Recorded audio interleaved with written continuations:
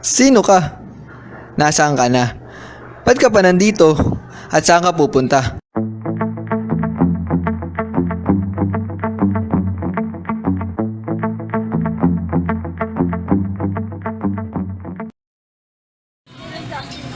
Mga katanungang hindi maalis sa aking isipan. Tingnan mo ang sarili mo. Napansin mo na ba na napaka-unfair ng buhay? Mas madali sana kung mayaman ka. Kung may itsura ka. Kung nakukuha mo lahat ng gusto mo. At kung lahat ng naiisin mo ay masusunod. Oo, madali ang buhay. Kung ganun lang sana.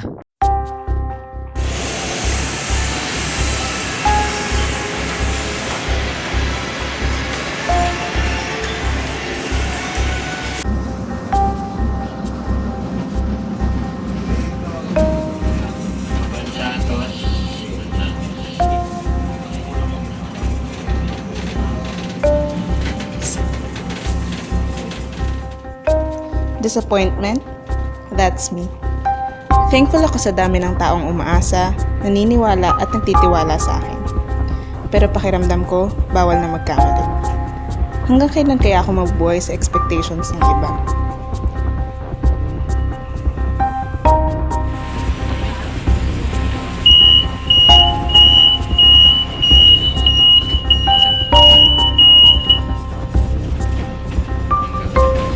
Hey girl, ano ba yung resulta ng election? Balita ko isa lang hindi nanalo sa tinig sa BA Presidente pa nila.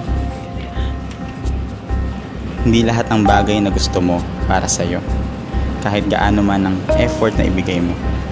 Minsan may mga tao lang talagang makakakuha ng gusto mo. Hindi dahil mas deserving sila.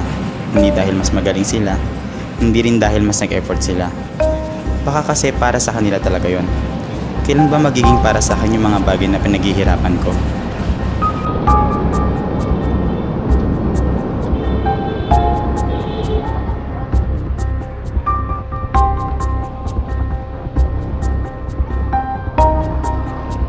Hindi naman sa gusto kong lagi akong kasama, pero naisip ko lang, ang hirap din pala kapag madalas solo flight ka. Masarap din sana sa feeling yung ramdam mo na gusto ka nila kasama. Sabi naman nila may lugar ako eh. Hindi nga lang nila sinabi kung saan. When will I feel that I truly belong?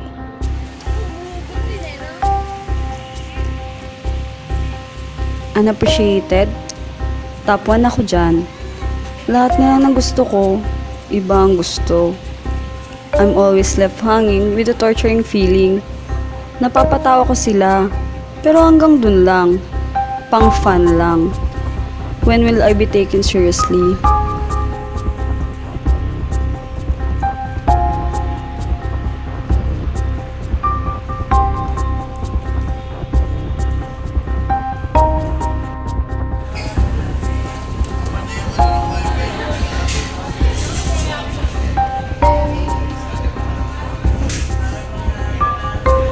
Kung sila masaya o hindi. Never akong naging masaya sa piling ng aking pamilya. Napakahirap lumugar, kumilos ng normal sa mapahusgan nilang mga mata. Pakiramdam ko para ako isang makinang sunod-sunuran lang sa kagustuhan ng iba. Kailan kaya ako makakawala sa tanika lang po bagot sa akin?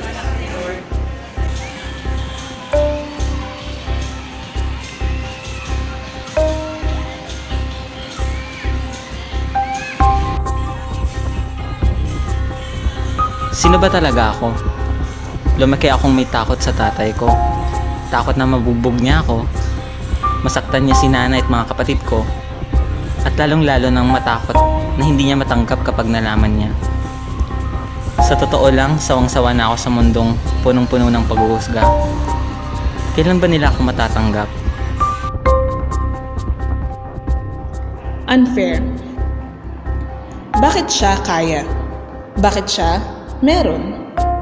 Bakit siya pwede? Bakit siya? Bakit sila? Oo, laging yan ang tanong. Kasi lagi ring sa kanila nakatuon ang mga mata mo na laging naghahanap. Naghahanap ng wala, naghahanap ng kulang.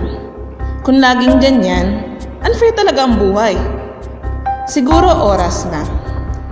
Oras na tumingin ka sa paligid mo. Hindi para hanapin ang wala at kulang, kundi para tuklasin kung ano ang kaya mo at meron ka. Tumingin ka sa paligid mo. Tignan mo ang mga buhay nila. Unfair pa ba? Unfair pa ba sa'yo ang buhay? Ngayon isipin mo. Mali. Mali ang pag-iisip na hindi patas.